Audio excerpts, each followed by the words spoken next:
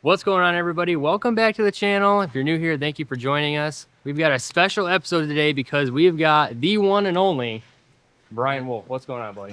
Not much. So this guy is one of the OGs of the Godzilla. Everybody was commenting on my video telling me, you got to get a hold of Brian Wolfe. You got to get a hold of Brian Wolfe. Actually, Brian ended up reaching out to my dad and then reaching out to me because of the whole Godzilla deal. And we have got a Ford Performance Godzilla block in the back that we're going to be unboxing today. So super appreciate Brian stopping over and dropping this thing off for us. So let's get this thing out of the box and let's take a look at it.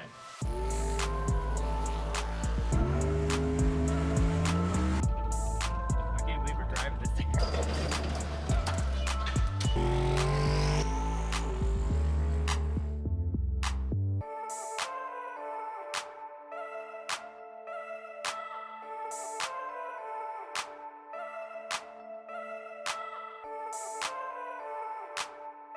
Yeah, so everything, all the plugs, the dowels are all in here. Yeah.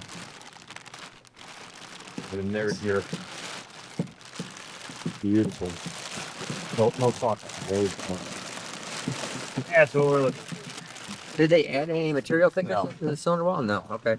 Like I said, kind of like I mentioned on the phone. So if I was still at Ford, you know, before we went in production, I would have like engineers down at the foundry rubbing cores, and you know that block would have been there and been the catalog from day one. But I decided to retire. So basically, other than the saw cuts, this block is basically it's identical. It's right. identical. Okay. Identical, no saw cuts, which does make our life a little bit easier for doing a receiver groove, hoops, etc. Absolutely. Like mine, like the stuff in my race car, Uh-huh. that was before these blocks were available.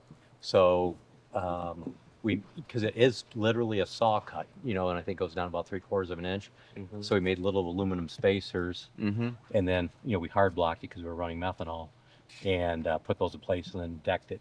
And again, you know, when you think about it, if it's only a 3/4 inch deep saw cut, it's what you said, Steve. You know, you just feel a lot better about that receiver groove. That, you know, when you're putting the pressure that you're squeezing together, that you got something Yeah. there. You got some material. Just to work something with. solid. I got 2 or 3 race blocks already, so it's like, you know, when you put roller bearings in them, Jessel bushings, it's like, you know, you got a lot of money into the blocks, and it's not like I can just go and throw a new one together for nothing, you know. I'll use those until they break. Yeah, yeah. And I was just gonna ask you about that with because you know one of the things that I've seen other guys do is they'll actually cut this out and they'll fill it in with an aluminum piece right here and deck it, which is what we just talked about. But Yeah, and I think that works fine too. It's just what we did was, I think, it's just a little simpler. I don't think you don't get anything, I think, from filling these. It was just that saw cut just to give a little, you know, strength behind it. okay, so you don't really think it's worth our time to put an aluminum insert in here and try and add material that way? I don't. Yeah, you know, both myself and I don't know if you guys. There's a guy named Chuck Bartholomew who I helped a lot with when he got this stuff going, and he made, I think I told you, like 1,750 horsepower in the hub dyno with his, and that's with an F1A94. Well, it wasn't an F1A94. It was the American Force Induction guys now. Okay, Yeah, it was one of their blowers. Yeah. And they've been reliable. I mean, he's had the same block in his car for 3 years, same crank rods and pistons. Yep, and no material transfer like you were saying on the main caps, so there's no fretting. Now we did, I think his block and mine, one of mine, have the Calais billet caps, but it was just like, let's try this, you know. And I never failed a stock head gasket up to about 1,500 horsepower. I just did the copper with the receiver grooves and all that, just like, let's try it and see if it works, and make some copper head gaskets because they're not available. For what I'd want to do here, instead of just like putting in a little 1/4 inch thick plate just to seal off the deck surface, I'm thinking of making like 1.5 to 2 inch thick, this shape, and then machine that all the way down, and it'll actually have a pocket. Put the insert in, and then what it does is this will then be solid and connected to that bolt hole. You know, 1.5 inches down where most all the cylinder pressure is right there. Oh yeah. So that could really strengthen up there. Instead of just dry decking it, we're actually going to put that all the way down in it to tie that together. So it needs to be machined, you know, be machine perfect, and then the insert beat in there. Yeah. because Now, there's a little lip there. there's a little bit, yeah. Yeah. So we'll put the lip down there, Mm-hmm. and we'll tie that all in, and then that'd be almost like a one-piece deal. You know, I mean, it would definitely support right through there. Would you 'Cause it'll still be run tied that- water in it then, or would you? Yeah, then I will. Yeah, because I agree. I don't think we might dry deck it just for if somebody wants to dry deck it, or if we want to dry deck it, or I think these ones we could just do for plain out support. Mm-hmm. I don't know if we might even be able to do some of these other ones for support the same. Maybe just go down that 1.5 inch in all of them, and then leave a couple for watering if we want to just change the water to make it water from the back forward or front backwards or whatever. Right. Right. Yeah, we again we haven't seen any cracking, in here yet. In that area, where do they want to crack at? We haven't broken one when we dry decked them. Yeah, but they were dry. Dry. Yeah, no, yeah. So they were filled. they were filled. And Yeah. so there's Yeah, so they're not streetable. Yeah. yeah. So I don't know of. I think Kevin cracked one. I think. Yeah, he sent me pictures of Yeah. where. Yeah, he did send me a picture Yeah, of where where did he his cracked it. crack? Yeah, I'd wonder where it cracks at. The natural place to crack would be right here in the center, but tying these together would be nice, and we could maybe go all the way down to where it actually tied in, kind of like that whole bottom ledge right there. Mm-hmm. Imagine that was solid, so we would actually make it basically solid up Yep. here instead of down on the bottom. Right. You know, instead of like a half fill, Mm-hmm. we'd actually half fill it from the top. Right, and the only thing, as you know, the heat transfer through the rings, a lot of that's going to happen in that first, 3/4 of an inch to inch or And whatever. that's the picture that Kevin be- sent me right there. So I mean, we don't have anything for reference, but it looks like it's about in that area. Yeah. Is that vertical? That's vertical. Oh, that's vertical. Yeah, it looks like it's in the scuff area there. Yeah. Yep. But that would be good. And then when we put the mechanical roller cam in, we did put roller bearings in. And then again, this is 60 millimeter. It's an off-the-shelf 60 millimeter roller bearing. Okay. So that's just that you got to machine the block to for the deal with the work. Somebody trying Because to get a hold of you? that's a 60 millimeter. No, I think my wife is out playing. She got one of those one wheel things. You ever see those? Oh yeah. Yeah. So she got one yesterday. So this is a security cameras. Oh, So she's she's driving out. back. She's falling right now and can't get up, Yeah. and you're totally ignoring her. Yeah. She'd call if she was hurt. She's all right. She's all right. It'll be all right. So this is a 60 millimeter core. Yeah, and I was explaining to Kyle when you were taking care of something else, at Ford, when you look at the rocker arm, the section thickness, from a bending moment from the end of the rocker arm to the where the trunnion enters the bearing, it's got a deep section, and we had a 60 millimeter cam core, and the reason that is our design guides for Valvetrain stiffness, it didn't matter if it's an overhead cam or a cam and block. So I remember going over to the engineer because I wanted 60 millimeter bearings in it. And so when they're designing, I go, talk to me about, what you guys did for the cam journals. They go, they're 60 millimeters. I go, good. Yeah. So that's what they were. Jesus. We got to put a little the counter thing on the screen for how many times. Oh, do it. That'd be funny. Yeah. So, anyways, so that's and that it's got a 3/8 push rod with a reasonably thick wall in it too, stock. So I mean, it's not bad, and it only has, I think with the stock springs about 85 pounds on the seat, and the stock intake lift is, I want to say 520, and the exhaust is 609. So that's why I got those real long springs, Yeah. And the reason they were that long is, because of stresses. So again, to spread that stress Spread the out stress load over out. more coils, right? Yep. But again, it's and that's why we needed to get special springs or put spacers under them, with running other springs that were available when this first came out. Mm-hmm. Yeah. So Alright, now we've sweet. got the drop-in springs from PAC. They should work pretty well. Yeah, PAC and PSI both have a spring. Matt also did one, but they did a spacer under theirs, and I think it's more of an LS style spring. Yeah, Right. length. Okay. So they have them too. Are you gonna put key lifters in it and stuff? are you gonna do a BAM like? Probably not. Yeah, because BAM makes a 904 lifter, and Chuck, the guy that good friends with that helped with his motor, he said, "I put in those." He didn't want to pay. It's like $5,000 to do a 7T lifter. Oh, by the time yeah. you buy Yeah. the lifters and Yeah, bushings to put them in. Yeah, well, So he used the BAM, and he had zero issues. All right. yeah, That's cool. Yeah, no, we'll. Yeah, I prefer. You just It must have been a tie bar lifter, and then you Yeah, get yeah, they're all clearance for a tie tie bar. Yeah, so well, the Johnson tie bars, those cleared almost everything that I did. There was one I had to just touch a little bit, Okay. but yeah, you might have to clearance it. Yep. yeah, no big deal. Yeah, that's not a big deal. That should be pretty easy then. We started to get into cylinder head leak issues, and they were all on the dry deck stuff.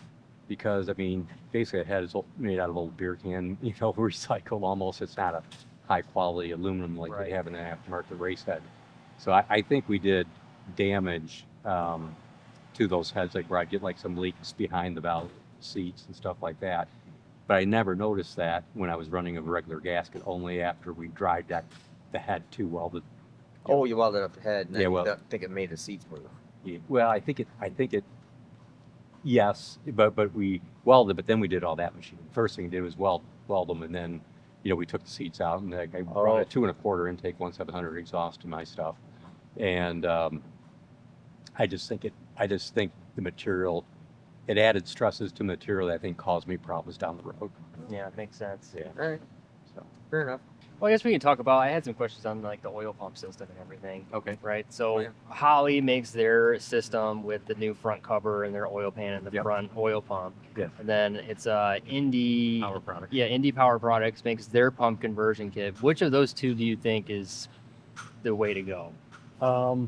Assuming for the wet sump variation, because Yeah. obviously on the big power engine, on this particular engine, it's You're going to be the gonna do Daly's dry sump. Yep. But I think they're both good. The Indy stuff is really nice. I mean, their pans got a lot of baffles in them, and for a road course and all that. And it's all billet front cover and the railing system, so it is really, really nice. I just found that some of my my customers couldn't afford it, right? Because you can buy the Holley system with the Fiat for like retails like $2,700. So it's very cost effective. I think I haven't heard of anybody having a problem with the Holley. I like the Indy Power Product stuff. I work with them, from way back to in 2020 we started to talk. So I like their stuff. I've run with my dyno for them and that. So their stuff works good. But gotcha. So that will be two different options that we could potentially explore with that. yeah, and the Indy stuff, they can they're more willing to help you with a custom setup if you need something like right now if you got a Holley system, there's no way to run a blower. You can't run a Pro Charger, you can't run a Whipple. But the guys at Indy will work with you to make something that will work. Okay. So that's attractive. Those are all good things to consider then moving forward on the wet sump variation of this engine, which And then the other thing for a wet sump that's kind of halfway in between is Daily. I just worked with them on a single stage mounting bracket for like a car with a mid plate in it. And I'm supposed to get a prototype pan this week just to check for fit. So that's kind of like if you guys are doing something that's a race car, but you want a little bit more for from a drag application, then that will probably be available pretty readily next year sometime. all right. So yeah, there's next year I think there's going to be a bunch of more stuff available for this platform. So And there's a lot now. I mean, right? I mean, like Matt and Jessel both make rocker kits for him. T&D makes a shaft-mounted rocker kit.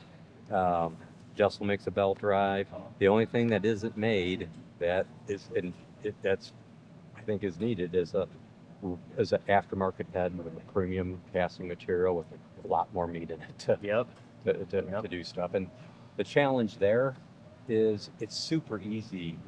I shouldn't say super easy, but the formula is out there to make 750 to 770 horsepower with these with hydraulic roller and off-the-shelf parts.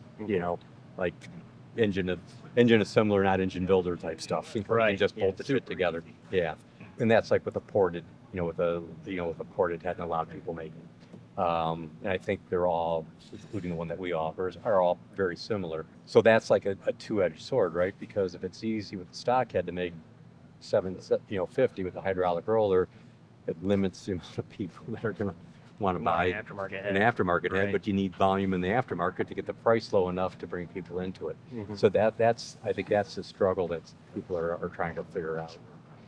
Yeah, absolutely. Yeah. And that's something that, me and Ron actually, when we went to lunch just before you came here, we were talking about with like the LS engine. Like when the LS engine first came out, how long did it take for really an aftermarket to develop for that? It was like 6 or 7 years, Yeah. really. Yep. And we're approaching about that time frame for this engine after this engine would come out. 'Cause this first, 2020. 2020, we're 2025 going on 2026. So next year after that, we would expect if the trend is the same, that we should be Yep. getting more aftermarket parts, even more readily available than what it is right now. Right. So, Yep. Yeah, I agree. There's going to be more. There's going to be more and more options as time goes on. But there's some pretty good options now.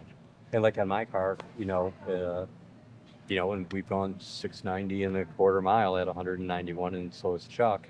That's with the off-the-shelf BTR cast intake.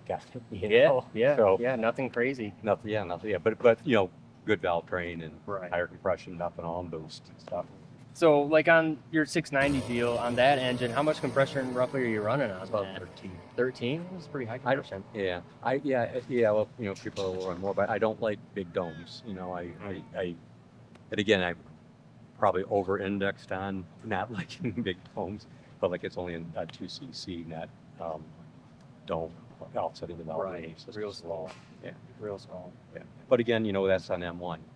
Right. M1. So So it'll absolutely take that. yeah. Yeah. It's just a modular bottom end with a Windsor upper end. That's what I like to see. So I work on a lot of Windsors, at least me personally. I have a few of them. So Yeah. yeah, I always like that stuff. I have to give Ford props. Jim Farley, remember this. That I'm giving. This is the finest box I've ever seen for a block in my entire life. Honest little skid section crate, boxing in corners, but this tubing through the side to hold corners together and hold the top down from getting crushed. It's nice. The simple stupid stuff that I appreciate. They, I'm gonna save this, and if you get your Chevy block in a Ford box someday, don't get mad. Yep. Yeah, we're definitely gonna reuse this. Before I let you guys go though, I do want to touch base on this super Billy bad boy intake that we've got for our maximum effort Godzilla right here, which is the Sean's custom alloy piece that we sell that is specifically designed for us. What does this cost at? Not 100% sure. I don't have every price memorized in my head, so go to the website. You can check it out. Yeah, so It's on there. That's one thing that me and Brian had just talked about too. Is there's not a ton of intake options out there that are good for the Godzilla platform. We think that this is going to be a really good piece that's specifically for you guys that are big boost and power levels. Yeah, all these manifolds are designed for boost, but just like on Adam LZ's engine, that thing really works well. NA also. Yep. The same style intake manifold. It does have too much. Technically, it's got too much platinum and it's too short a runner. We don't really particularly care about that in some applications. Right. Okay, but it could be a very good max. We will test this on the big NA, the best NA one we can do versus whatever manifolds we got. Right. Yeah, that'd be good on the big NA one because I ran pretty short runners on mine. Yeah, I'm never opposed to short runner stuff. But almost every car in the world has a little too much torque, anyways. Honestly, so Such thing. well on the bottom, on the bottom. If we spend our entire life controlling power on the bottom, so we can make it up top. Well, that's because you got the big boost. So with an NA motor, you don't have to worry about it as much. Well, that's true. Low horsepower, guys. That's true. That's true. Little motor guys. Little more, guys. But we will try it because I'm always interested in. The manifolds have worked pretty darn well. Usually, worst case scenario is they lose a little on the bottom. Do you remember what that intake was that was on Daniel Escamilla's? Was that a CID?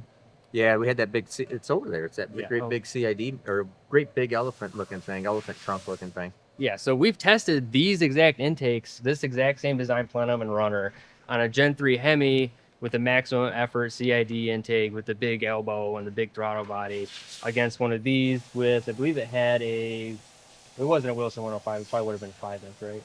I think so. Same throttle body. So with the same throttle body, different intake, we were within like 10 horsepower. No, I think it was the same. It might have even been the same. I was disappointed it didn't make more. Right. It was the same. But for reference, we know that this intake is. Oh, I think we only ran. Well, it'd be cool on the dyno is running it, the NA motor with this removed. This with the runners. It's nice. You know, you guys with a nice radius you guys got on those. Oh, to what? To Pull the lid off? pull the lid off, make a cap for the bottom, and then do a plate? You're saying? No, I would just sound the dyno. Right? Yeah. You're at the controls. Yeah. You got it loaded. You Yeah. send Kyle in. He pulls the upper off because and then and then it's wide open throttle. Then you just want, you might have to hit the E-stop on the dyno if it runs away with you. But, then you basically have just these going to atmosphere. We did that at Ford a few times. Really? Yeah. That would be a good video. That'd be sweet. I have to like wear some protective Dang, I gotta think body of. shield or something. Yeah. No. Well, don't forget you're going to be doing a Godzilla, not an LS. So you don't have to worry about the body. We don't have to worry about rod shooting. Wow, that would be crazy. I think I ought to do that. So you would have, you would run this at like, No, it's running wide open throttle, Yep. and you want somebody to come in here, Yeah. and just Yank the lid. yank Yeah. the lid off Yeah. while it's running wide open throttle. Yeah, but you have all the bolts like basically disconnected. Yeah. Oh no, I got that. Yeah, you fire it up and have it at like 3,500, 4,000 where you probably start your pull. You may start your pull at 5, with your NA deal, right? That's where I think I starting my pulls at 6, but I didn't go in there and pull it off. I didn't have I didn't have a handy assistant to do it. You didn't have it. You didn't have a sacrificial lamb to go in there and pull up. Yeah, but yeah, Huh! yeah. That would be insane. You may want to do that on your hydraulic roller NA motor as a practice first Right. before you do it on your Yeah. max. I'm pretty sure we separating wouldn't motor. do it and boost it. Yeah, you can't Yeah, boost you it. can't- You you can't boost it do with that that's with the a point. boosted engine, but- Yeah. You It- lose the plot. Yeah, in NA form, once you got it started, it'd suck itself down on the seating. So Yeah, it'll so, I sit mean, there. you're Yeah. Yeah, Might have a little it doesn't really weight or care. something. When it goes to wide open, it would lose all its Mhm. its holding power. Yeah, you could Have to figure out how that. Of course, if we did it drive by wire, then because otherwise the cable's pulling on it, so it'd Yeah. literally pull it off anyways. I like drive by wire shut it down. Yeah, you do a drive by wire, and then you would literally just go. Okay. Yeah, and then I don't know. But you don't hit the go button on the dyno. You have to start the pull until he's out of the room. Right. And then once it gets to the top of the pull, you just hit the ignition and turn the fuel and the spark off. If we're gonna need to have 2,000 comments. We get 2,000 do it. comments on this video. 2,000 comments to do that, and we will figure out a way to do that. We might even bring Brian back so he can watch it. Yeah. We'll let him supervise it. I might even let him run the handle while somebody. I don't want to pull it off there. I don't know about that. Maybe I would pull it off. You want to pull it off? He's not. He's not I ain't scared. scared. Don't be. He's young. Just ear protection. It'll- When you're in the cell. That's Yeah. Safety glasses. yeah. That's good. That's a good option. And it's funny because he this is recovers something- fast. Yeah, right. This is something that I've thought about doing in the past on engine dynos. Was like, I wonder what would happen if you just hold the lid off. I've thought about that before. I was like, you probably can't do that. But when I think about it, I've never thought You- about that in my entire life. I've thought Really? I've thought Never have I've thought thought about it before, and it was like, until now when I'm actually thinking about it, it's like, yeah, you could do that. Actually, makes sense. I We know- got I the know man, you can- Brian I know Wolfe you here that's can. telling us that he'd done it I just before. I just never thought about it. That'd be interesting. Yeah. We could have a GoPro camera up here because then that would be cool to see what's going on in Yeah. there, right? And That'd then be sweet. something is right there, really close, and we get some. Maybe a strobe Ice. match it tied to the engine RPM. See the fuel going in. Gosh, this is It's just You- becoming a real project. you huh? can't. Yeah, obviously you can't hang around too much because it's going to cost a lot of money to Sorry. do all your ideas.